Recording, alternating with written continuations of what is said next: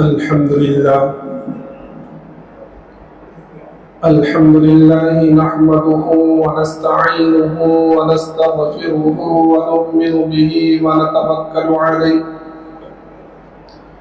ونعوذ بالله من شرور أنفسنا ومن سيئات أعمالنا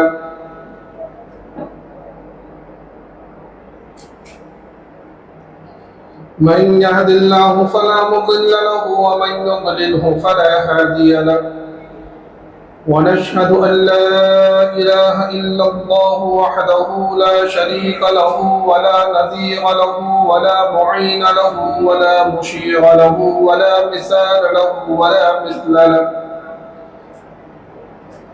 ونشهد أن سيدنا وسندنا وشفيعنا وحبيبنا ومولانا محمدا عبده ورسوله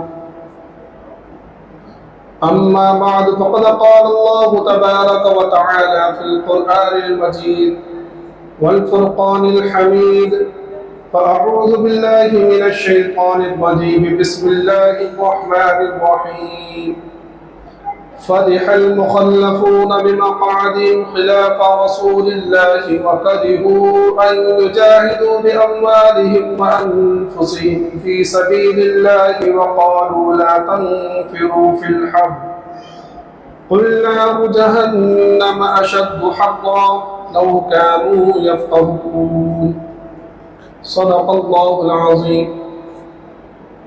قبل اس کے بعد شروع ہو ایک مرتبہ بلند آواز کے ساتھ درود شریف پڑھ لو. اللهم صل على سيدنا مولانا محمد وعلى آل سيدنا مولانا محمد وبارك وسلم كما تحب وترضى عدد ما تحب وترضى يا كريم. میرے محترم بزرگوں اور دوستوں اور عزیز ساتھیوں،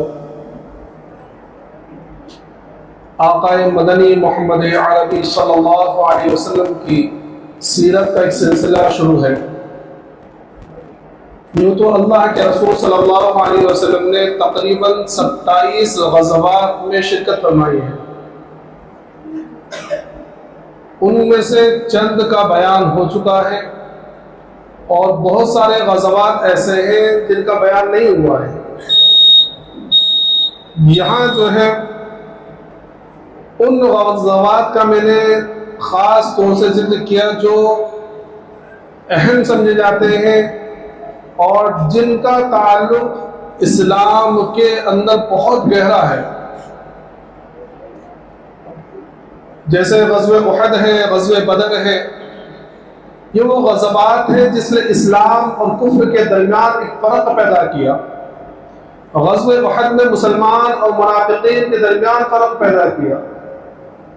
اور آج جو غزوات کا ذکر میں کرنا چاہتا ہوں یہ وہ غزوہ ہے جس میں اللہ نے ایک آزمائش لی صحابہ کرام کی کہ یہ لوگ جو ہیں جو میرے اوپر ایمان لے کر آئے ہیں، میرے پیارے حبیب صلی اللہ علیہ وسلم کو اپنا نبی مانے ہیں، ان کے نزدیک میرا حکم زیادہ اہم ہے یا اپنی مال و دولت، اپنی بیویاں اور اپنے آل اولاد زیادہ محبوب ہیں. اور یہ غزوہ آقا مدنی محمد عربی صلی اللہ علیہ وسلم کا سب سے آخری غزوہ ہے. فتح مکہ کا بیان آپ سن چکے ہوں. فتح مکہ وہ عظیم معرکہ تھا کہ جس نے قریش کی کمر توڑ دی.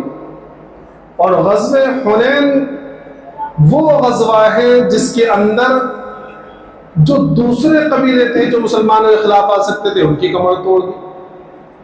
گویا 8 ہجری یہ وہ سال ہے کہ عرب کے اندر جتنے بھی دشمن تھے تقریباً وہ ختم ہو چکے تھے اور پورے عرب کا اب یہ ذہن بن چکا تھا کہ اب عرب کا مذہب جو ہے وہ اسلام ہوگا. یہودیوں کی کمر غزوہ خیبر سے ٹوٹ گئی، قریش فتح مکہ سے ٹوٹ گئے، اور جو قریش کے بعد نمبر 2 کا جو قبیلہ تھا قبیلہ حوازن، اور جو مسلمانوں کے خلاف سر اٹھا سکتا تھا وہ غزوہ حنین کے اندر ختم ہو گئے. اب مسلمانوں کو ایک عام سکون نصیب ہوا جس کا نتیجہ یہ نکلا کہ سن 9 ہجری کے اندر جو ہے جتنے بھی اطراف کے قبائل تھے، بڑے بڑے قبیلے تھے، وہ خود آ کے یا تو مسلمان ہو گئے یا انہوں نے مسلمانوں کے ساتھ اور اللہ کے رسول صلی اللہ علیہ وسلم کے ساتھ صلح کر لی، جزیہ دینا، ٹیکس دینا منظور کر لیا۔ لیکن عرب کے باہر کی بہت بڑی طاقت، یوں سمجھیے کہ اس وقت جو پوری دنیا تھی، اس دنیا کے اندر دو سپر پاور طاقتیں تھیں، ایک ایران کی اور ایک روم کی۔ اور یوں سمجھیے کہ اس وقت جو متمدن قوم تھی اور تہذیب یافتہ جو ملک تھے دنیا کی اس وقت کی، آدھی ایران کے قبضے میں اور آدھی روم کے قبضے میں۔ اچھا، عرب جو اس سے مستثنا تھے، اس کی وجہ یہ تھی کہ اللہ کے رسول صلی اللہ علیہ وسلم کی بعثت سے پہلے عرب کی حالت بہت ہی زیادہ خراب، کہ وہ حالانکہ لڑاکو تھے، جنگجو تھے، لیکن تہذیب و تمدن کا ان کے درمیان کچھ نام ہی نہیں تھا۔ وہ ایک جنگجو قبائل تو تھے، لیکن زمانے جاہلیت کی طرح جہالت کود کود کر بھری ہوئی، تو دوسری قومیں یہاں حکومت کرنا بھی پسند نہیں کرتی تھی۔ لیکن جس وقت آقا مدنی محمد عربی صلی اللہ علیہ وسلم تشریف لائے اور آپ نے لوگوں کے دلوں پر محنت کری، ان کو اسلام سمجھایا، ان کو دین سمجھایا، اور پھر آہستہ آہستہ لوگ اسلام قبول کرتے گئے، بڑی مشقت اور محنت تکالیف اٹھانے کے بعد یہ جو 18-20 سال کا وقفہ، یعنی سن 8 ہجری جب آیا ہے، تو اس وقت حالت یہ ہو گئی تھی کہ اب جو سپر پاور طاقتیں تھی وہ ان سے لڑنے لگی۔ اور اسی سال، یہ 1-2 سال کے قریب ہی، یہ رومیوں نے ایرانیوں کو شکست دی۔ جیسے آج کے زمانے میں یہ سمجھیے کہ امریکہ نے رشیا کو شکست دے دی۔ ہمارے ذہن میں آج کل یہ تو ہے کہ امریکہ بڑا سپر پاور ہے، امریکہ کسی سے ڈرتا نہیں، اور یہ طاقت وہ طاقت، یہی سوچتے ہیں۔ اور اس کی وجہ بھی یہ ہے کہ ہمارا ایمان کتنا کمزور ہو گیا کہ ہمیں اللہ کی سپر پاور کی طاقت کا معلوم ہی نہیں ہے کہ اللہ بھی کوئی سپر پاور طاقت ہے۔ ہماری نظر تو مادی اسباب پر ہے، سمجھے؟ تو جو رومی تھے اس وقت، جو طاقت تھی دوسری، وہ اس نے خطرہ محسوس کیا کہ اگر یہ عرب اسی طرح ترقی کرتے رہے تو کچھ دن ایسے ہوں گے کہ یہ ہمارے اوپر بھی غالب آ جائے گی۔ تو وہاں جو روم کا بادشاہ تھا، تو اس نے یہ سوچا کہ اس سے پہلے کہ یہ ہمارے اوپر غالب آئے، ان کی نظر ہمارے اوپر ہے، ہمیں حملہ کر دینا چاہیے۔ اچھا، اس کی ایک بہت بڑی وجہ اور کیا تھی کہ میں نے بتلایا تھا کہ غزوہ احزاب میں جو ہے، اس سے پہلے ایک مدینہ کے اندر ایک شخص تھا جو ابو عامر راہب کے نام سے مشہور تھا۔ اللہ کے رسول صلی اللہ علیہ وسلم کے آنے سے پہلے یوں سمجھیے کہ جس سال اللہ کے رسول صلی اللہ علیہ وسلم ہجرت کر کر آئے ہیں اور اسلام کا چرچا مدینے میں ہوا ہے، تو اس سے پہلے یوں سمجھیے کہ اوس اور خزرج جو بڑے بڑے قبیلے تھے مدینے کے، وہ اس کو اپنا بادشاہ بنانے والے تھے، کیونکہ تھک گئے تھے لڑ لڑ کے۔ تو انہوں نے سوچا کہ کسی کو اپنا بادشاہ بنا لے تاکہ ہماری لڑائیاں ختم ہو جائیں۔ لیکن جب اسلام آیا اور مسلمان ہوئے وہاں کے لوگ، تو اللہ کے رسول صلی اللہ علیہ وسلم کے سامنے اس کی دال لے گئے، تو وہ بادشاہ بنتے بنتے رہ گیا، اس کے دل میں بڑا کینہ تھا۔ تو یہ پہلے تو مکہ چلا گیا، مکہ والوں کو بھاڑتا رہا، غزوہ احزاب میں بڑی شان سے آیا تھا، اگر میں اپنے قبیلے والوں کو بولوں گا تو وہ اللہ محمد صلی اللہ علیہ وسلم کا ساتھ چھوڑ دیں گے۔ لیکن جب اس نے آ کے دعوت دی تو کسی نے اس کا کام نہیں دیا، کسی نے اس کی بات نہیں سنی، تو وہ کہنے لگا کہ میرے جانے کے بعد تو مدینہ والے بگڑ گئے۔ تو یہ ابو عامر فاسق بعد میں یہاں سے ہٹ کر، یعنی مکہ والوں سے ہٹ کر روم چلا گیا، اور وہاں کے جو بادشاہ تھا اس کو خوب ابھارتا تھا کہ ارے یہ تو آپ کے لیے بڑا خطرہ ہے، اور اسی طرح اگر یہ لوگ کرتے رہے تو کل آپ کی حکومت کو بھی نقصان پہنچائیں گے۔ تو اس نے بھی خوب بہکایا۔ مدینہ کے اندر جو منافقین تھے یہ الگ سے پریشان، کیونکہ یہ لوگ در پردہ جو ہے مسلمانوں کے مخالف تھے، بہت زیادہ بدترین مخالف، لیکن بظاہر مسلمان بنے ہوئے تھے اور ان کو کوئی موقع نہیں جانے دیتے تھے اللہ کے رسول صلی اللہ علیہ وسلم کو تکلیف پہنچانے کا اور مسلمانوں کو پریشان کرنے کا۔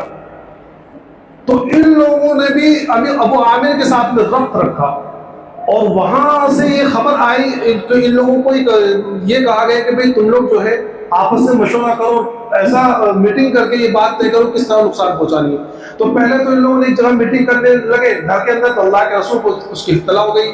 تو اللہ کے رسول صلی اللہ علیہ وسلم صحابہ کرام کو بھیجا کہ جاؤ اور ان کا جس جگہ یہ میٹنگ کر رہے اس گھر کو جلا کر آ جاؤ۔ تو وہ گئے، گھر جلائے تو بڑی مشکل سے بھاگے۔ تو اب ان لوگوں نے ایک اور سازش یہ کی کہ مسجد بنائیے، بظاہر مسجد کا نام دیا اس کو، اور ایک جگہ طے کی اور وہاں اس کو مسجد کا نام دے کر کہ اب یہاں نماز پڑھیں گے ہم، یہ کہہ کر کے ظاہر سی بات ہے مسجد میں تو کوئی ہاتھ تو لگائے گا نہیں، اور ہم لوگ بھی نماز پڑھنے کے بہانے آیا کریں گے، جب مسلمان سارے نکل جایا کریں گے تو ہم وہاں بیٹھ کے خفیہ میٹنگ کر لیں گے، کوئی آگ لگائے گا نہیں، کوئی اس کو توڑے گا نہیں۔ اس طرح ان لوگوں نے اپنی ساتھ بات کرنے لگے۔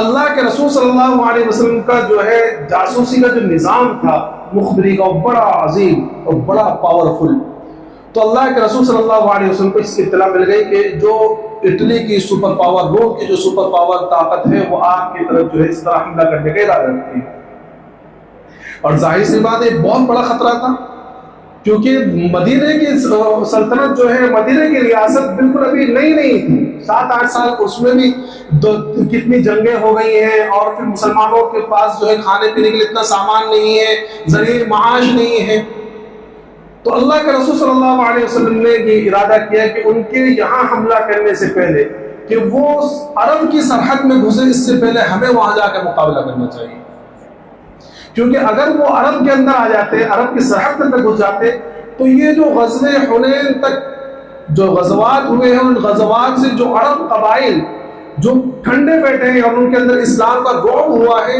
وہ ختم ہو جاتا۔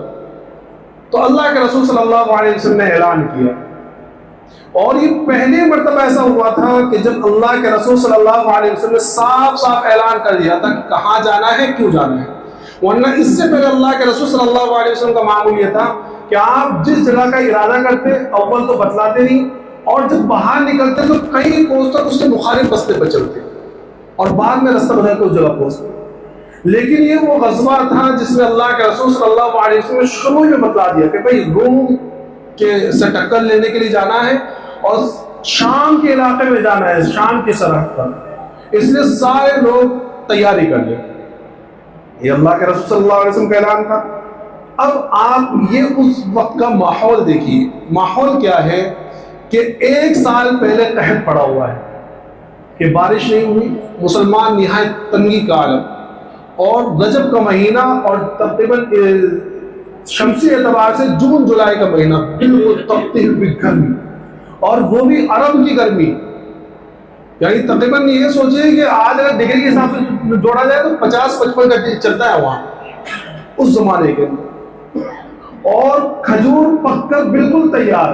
پچھلا سال قحط میں گزرا، بالکل آمدنی نہیں ہوئی، اس سال جب نکلنے کا وقت آیا تو کھجور کی فصل بالکل پک کر تیار، اور کھجور وہ پھل ہے کہ اگر یہ نیچے گر جائے تو خراب ہو جاتا ہے، سمجھے؟ اس کو توڑنے کے لیے باقاعدہ تیاری کر کے ہاتھوں میں، اور دوسرے جو اس کے اوزار ہوتے ہیں، جو کپڑے وغیرہ جو بھی طریقہ ہوتا ہے اس کو اس میں نکالا جاتا ہے کہ یہ جو فصل پک کر تیار ہوئی ہے، یہ فصل ہم بیچیں گے تو ہمیں 1 سال کا جو ہے گزاران کا موقع ملے گا، اور اس کا سامان تیار ہوگا، تو آئندہ 1 سال کا دار و مدار اس فصل پر، اور یہ فصل بالکل چل کر پک کر تیار، اور اللہ کے رسول صلی اللہ علیہ وسلم کی طرف سے اعلان ہوتا ہے کہ چلنا ہے، اور گرمی کا موسم، گرمی کا موسم، اور صحابہ کرام میرا مطلب 1 سال سے قحط ہے، کھانے پینے کے لیے کچھ نہیں، سواریوں تک کا انتظام نہیں ہے، اور ٹکر کس سے لینی ہے؟ اس زمانے کی سپر پاور سے، اور بالکل منظم فوج سے۔ آج تک جو لڑائی ہوئی تھی نا عرب سے غزوہ موتا کے علاوہ، تو یہ جو لڑائیاں ہوئی تھی یہ عرب والوں سے ہوئی تھی، اور عرب کے اندر پاس میں منظم فوجیں نہیں تھی، وہ لڑنے والے تھے وہ تو اپنے لڑا کرتے تھے، کوئی منظم فوج نہیں تھی۔ اب جو طاقت اور جس سے لڑائی کرنی ہے، جس سے لڑائی ہونے والی ہے، بالکل منظم فوج کی، اس کے اندر اتنے لوگ جو ہے گھوڑ سوار ہوں گے، اتنے اونٹ سوار ہوں گے، اتنے تیر انداز ہوں گے، اتنے بھارے پھینکنے والے ہوں گے، اتنے پیدل ہوں گے، بالکل منظم فوج، سمجھے؟ تو آپ سوچئے کہ ان میں سے ایک ایک مشکل ایسی تھی جو نہ جانے کے لیے ہمارے پاس عذر تھی۔ صحابہ کرام اگر چاہتے تو عذر کرتے، اللہ کے رسول سے کہتے یا رسول اللہ بالکل فصل پک کے تیار رہے، اور جانا بھی 1-2 کلومیٹر یا 10 کلومیٹر نہیں، 700 میل کا سفر، تقریباً 1000 کلومیٹر، اتنی دور کا سفر، سواری مہیا نہیں۔ اب اللہ کے رسول صلی اللہ علیہ وسلم نے صاف صاف اعلان کر دیا اور چندے کی اپیل کی، کیونکہ بھائی لشکر اگر لے کے جانا ہے تو لشکر کے کھانے پینے کا سامان اور ان کی سواریوں کا انتظام، ان کے ہتھیاروں کا انتظام، یہ ساری چیزیں کرنی، تو اللہ کے رسول نے چندے کا اعلان کیا کہ وہ چندہ دو، اور ہر ایک سے سب سے پہلے تو یہ اعلان کہ نفیر عام، کہ ہر ایک کو نکلنا ہے جو معذور نہ ہو، اور جو جن کی کوئی دوسری کوئی پریشانی نہ ہو، جو بالکل صحیح سالم ہے، جو کوئی عذر نہیں ہے، ہٹے کٹے ہیں یا کوئی بیماری نہیں ہے، ہر ایک کو نکلنا ہے۔ اور اطراف کے لوگوں کو بھی اعلان کرا دیا، جتنے قبیلے مسلمانوں کے ان کو بھی کہ بھائی نکلنا ہے، انفروا خفافا وثقالا وجاہدوا باموالکم وانفسکم، کہ نکلو، ہلکے ہو بوجھل ہو، ہر حال میں نکلنا ہے۔ اچھا میں یہاں ایک بات بتلا دیتا ہوں، عام طور پہ یہ آیت ہم لوگ آج کل کیا سمجھتے ہیں کہ یہ آیت ہمیشہ کے لیے ہے، لیکن یہ آیت جو ہے ہر زمانے کے لیے، ہر حالات کے لیے نہیں ہے۔ میں پہلے ہی معافی مانگ لیتا ہوں ہماری جماعت کے ساتھیوں سے، ہمارے جماعت کے ساتھی خاص طور پہ یہ آیت بہت پڑھتے ہیں، نکلو ہلکے ہو بوجھل ہو، نکلو انفروا خفافا، یہ آیت پڑھتے ہیں۔ اس آیت کو آج کے زمانے کی تبلیغی جماعت پر جوڑنا یہ قرآن کے اندر تحریف ہے، اس بات کو سمجھ لیجیے، کیونکہ کوئی نفیر عام نہیں ہے، کوئی اللہ کا حکم نہیں ہے۔ اس وقت ہمارا یہ 3 دن چلا 4 مہینہ سنت ہے، مستحب سنت ہے، نکلنا چاہیے، ضرور دین سیکھنا ضروری ہے، لیکن اس آیت کا استعمال کرنا آج کے زمانے میں بالکل جائز نہیں، قرآن کے اندر تحریف ہے۔ تو اس زمانے کے اندر جب یہ غزوہ تبوک کا واقعہ پیش آیا، اس وقت نفیر عام سمجھے کہ ہر ایک کو نکلنا ہے ہر حال میں، چاہے کوئی بھی ہو۔ اور دوسری طرف چندے کا اعلان، اس وقت صحابہ کرام نے اللہ کے رسول صلی اللہ علیہ وسلم کے حکم پر جو اپنے آپ کو پیش کیا ہے، تاریخ اس کی نظیر پیش نہیں۔ میں نے بہت مرتبہ یہ واقعہ بتلایا کہ جب اعلان ہوا ہے تو ہر ایک کے دل کے اندر وہ جذبہ تھا کہ میں کیا دے دوں اس غزوے کے لیے، اور کیا اللہ کے رسول صلی اللہ علیہ وسلم کے پاس لا کر میں رکھ دوں، آپ کے سامنے نذرانہ پیش کروں، ہر ایک کی خواہش۔ سیدنا عمر رضی اللہ عنہ فرماتے ہیں کہ اس زمانے کے اندر میں بڑا فارغ البال تھا، میرے پاس اچھا خاصا مال تھا، اور میرے پاس اونٹنیاں بھی تھی جو اس سے پہلے میرے پاس نہیں آئی، تو میرے ذہن میں اس وقت یہ خیال آیا کہ آج وہ موقع ہے جب میں ابو بکر سے آگے بڑھوں، کہ آج شاید میں بڑھ جاؤں، کیونکہ صحابہ کرام کے دل کے اندر دنیاوی اعتبار سے حرص نہیں تھی کہ میرے پاس فلاں کے پاس 1 منزلہ عمارت ہے تو میں 2 منزلہ بناؤں، فلاں کے پاس یہ گاڑی ہے تو میں اس سے اچھی گاڑی لے لوں، یہ موبائل ہے تو میں اس سے اچھا۔ صحابہ کرام تو یہ سوچا کرتے تھے کہ ارے فلاں اتنے رکعتیں پڑھتا ہے میں اس سے زیادہ رکعتیں پڑھوں، فلاں اتنا اللہ کے راستے میں خرچ کرتا ہے میں اس سے زیادہ خرچ کروں، فلاں کی اتنی خدمت کرتا ہے میں اس سے زیادہ لوگوں کی خدمت کروں، میں کس طرح امت کو زیادہ سے زیادہ فائدہ پہنچاؤں، اور کس طرح اللہ کی عبادت میں زیادہ سے زیادہ بڑھ جاؤں، یہ صحابہ کرام کے دل کی تمنا ہوا کرتی تھی۔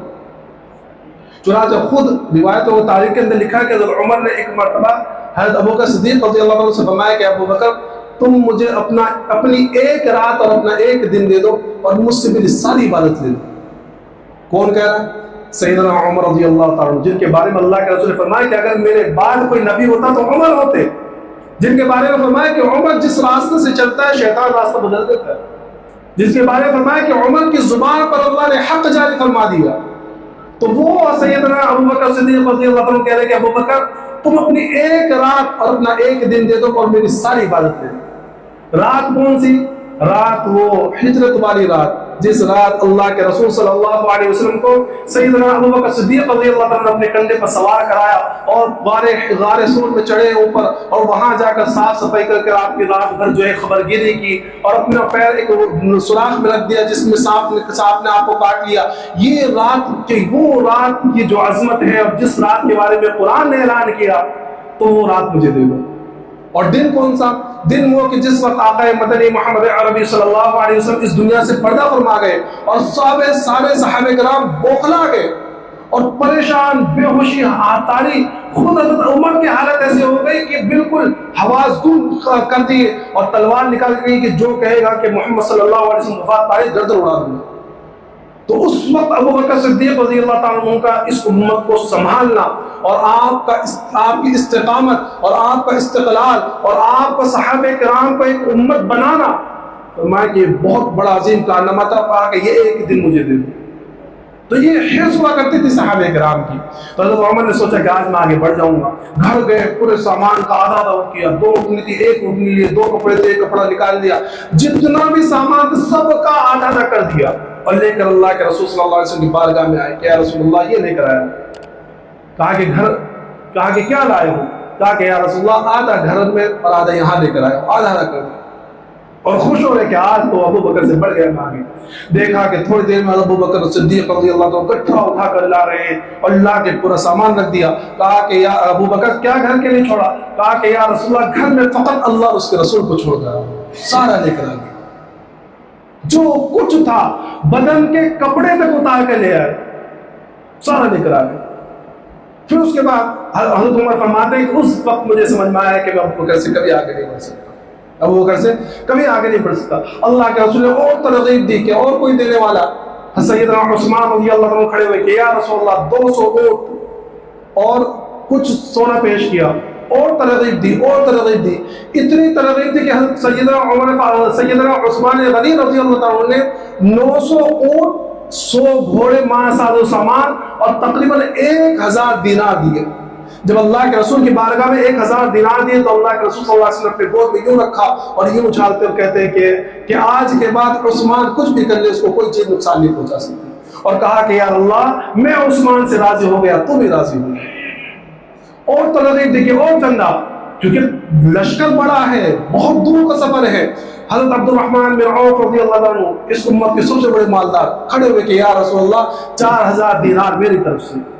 یہ مالدار اور غریب لوگ بھی سوچ رہے کہ ہائے سب دے رہے, ہم کیا کریں. انہوں نے اس لیے سوچا کہ ہم تو غریب ہیں. آج کے زمانے میں جو مالدار ہوتا ہے وہ بھی غریب بن جاتا ہے. ذرا مسجدوں کے لیے مدرسے والے آنے لگے, اس بات بہت کم, بکری نہیں ہوئی ہے, کاروبار میں نہیں چلا, بڑی مندی چل رہی ہے. اور جہاں اپنے گھر والوں کا تو بیٹوں کے لیے 5-5 ہزار کے ڈریس آ رہے ہیں, اور بیویوں کے لیے 5-5 ہزار کے ڈریس آ رہے ہیں, اور باہر گھومنے جا رہے ہیں. فلموں کے اندر ہم ہزاروں روپے ڈال دیتے ہیں, فلموں کی ٹکٹ ہم ہزاروں روپے خریدتے ہیں, اور مسجد مدرسوں کا نام آئے تو وہ 10 روپے نکال کے ڈالتے ہیں, بڑے وہ 20 روپے ڈال دیں, وہ چندہ 50 روپے احسان کرتے ہیں. اب غریب لوگ بیچارے رو رہے ہیں. حضرت ابو عقیل رضی اللہ عنہ رات بھر کہا کہ کیا کروں, میرے پاس تو کچھ بھی نہیں. ایک یہودی کے پاس گئے, کہہ رہے کچھ کام ملے گا. اس یہودی نے کہا کہ اس وقت تو کام میرے پاس کچھ نہیں ہے, ہاں مجھے پانی بھرنا رہتا ہے, تم صبح کے وقت میرے لیے پانی بھر دینا. رات بھر اس کے لیے پانی کھینچا, رات بھر. صبح کا وقت جب ہوا تو اس نے 4 سیر جو ہے کھجوریں دی تھی, 2 سیر گھر کے لیے رکھ دی, اور 2 سیر لے کر اللہ کے رسول صلی اللہ علیہ وسلم کے بارگاہ میں آئے.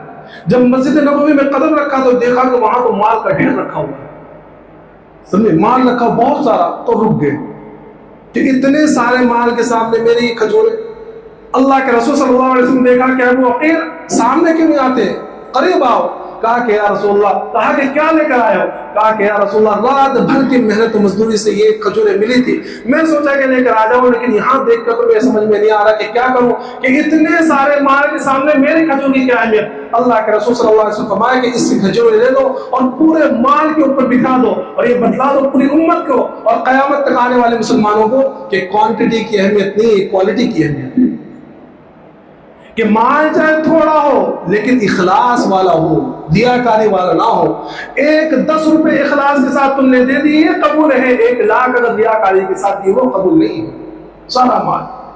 اور قرآن کریم نے نقشہ کھینچا ان لوگوں کا. کچھ لوگ آئے روتے بھی اللہ کے رسول صلی اللہ علیہ وسلم کی بارگاہ میں کہ یا رسول اللہ ہم بھی جہاد میں جانا چاہتے ہیں, آپ کے ساتھ چلنا چاہتے ہیں, بڑا لمبا سفر ہے, سواری کچھ بھی نہیں, کچھ انتظام کر دیجیے. اللہ کے رسول صلی اللہ علیہ وسلم فرمایا کہ میں کہاں سے دوں, میرے پاس تو خود نہیں ہے. کہ قرآن کریم نے 10ویں پارے کے اندر پورا ان لوگوں کا نقشہ کھینچا کہ جو آئے آپ کے پاس اور سواری کا آپ سے مطالبہ کرنے لگے, اور آپ نے کہا قلت لا اجد ما احملکم علیہ, کہ میرے پاس تو کوئی سواری نہیں جن کو تم کو دے دو تم اس پر سوار ہو جاؤ. تولوا واعینہم تفیض من الدم, کہ روتے ہوئے واپس جا رہے ہیں کہ ہم اللہ کے رسول کے ساتھ جا نہیں سکتے, رو رہے جا رہے. جب روتے ہوئے جاتے ہوئے دیکھا تو چند صحابہ کرام کو اور رحم آ گیا. سیدنا عثمان رضی اللہ عنہ کھڑے ہوئے اور 1-2 صحابی اور کھڑے ہوئے, کہا کہ یا رسول اللہ ان 7 کا جو ہے انتظام ہم کرتے ہیں, ہم اپنی زمین میں ان کا بھی انتظام کرتے ہیں. یہ غزوے کی تیاری ہوئی اور صحابہ کرام نے, عورتوں نے اور تمام لوگوں نے پوری تیاری کرنے کے بعد جو ہے 30,000 کا لشکر تیار ہوا.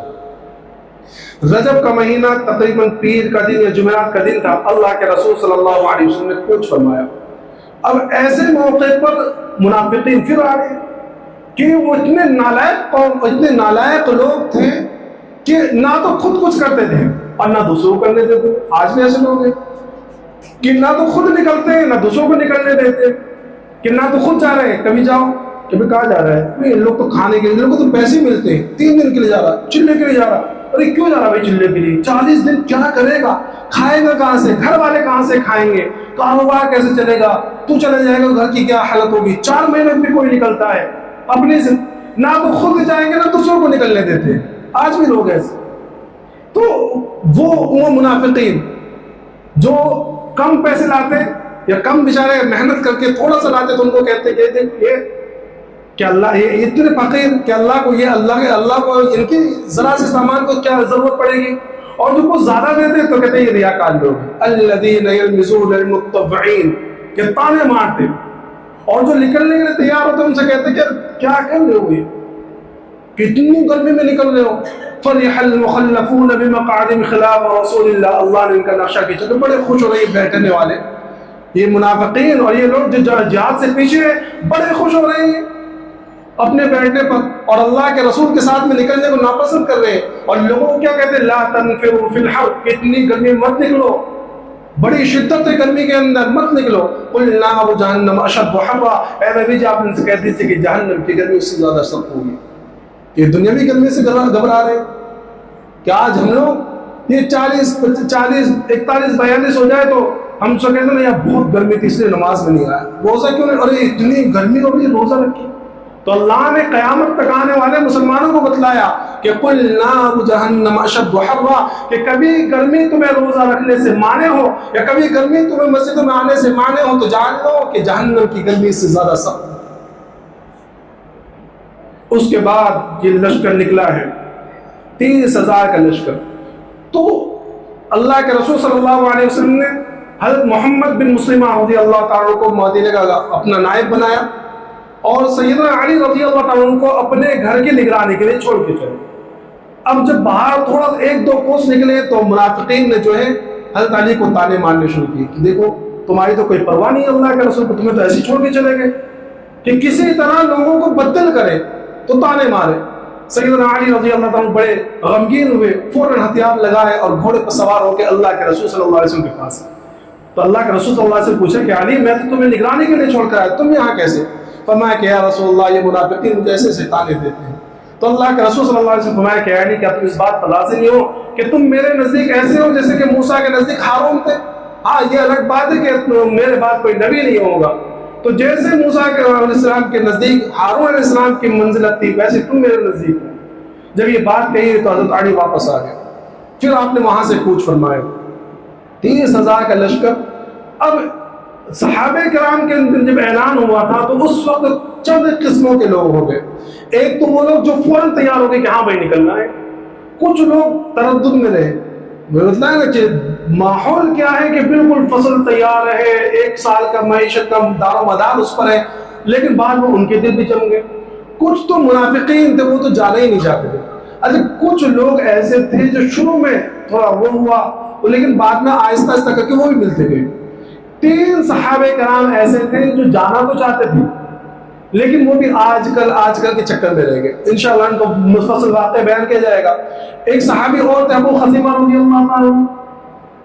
तो ये सहाबी सफर पर थे हालांकि, और बड़े लंबे सफर से वापस आए, 2 बीवियां खूबसूरत। जब वो आए तो दोनों बीवियां तैयार हो गई कि हमारा शौहर तो बड़ी दूर से आया है, बड़ी दूर से आ रहे हैं, और बेहतरीन खाने का इंतजाम किया।